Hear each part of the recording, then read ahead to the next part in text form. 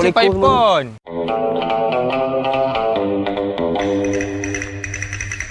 Nasi paipon. Nasi paipon. Kat sini punya. Oh, ni alun-alun. Sini alun-alun tu.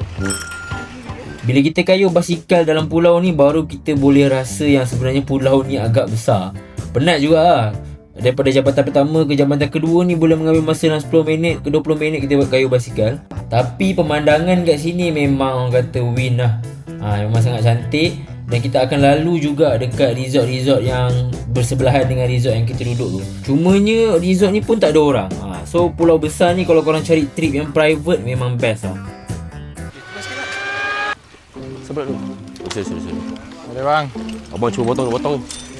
Boleh, kereta belakang. Kita Kita dah kejar balik lah. Panik. Jangan bagi. Panik. Jangan bagi. Dalam perjalanan kita ke hujung pulau, memang kita akan jumpa beberapa kedai tom yum, kedai burger dan resort-resort. Dan menurut orang tempatan ada juga kawasan perumahan yang dulunya ada perkampungan kat sini. Tapi mostly diorang dah keluar berpulau untuk dapatkan akses yang lebih lah dekat luar pulau. Oi, pakcik boleh pergi pakcik.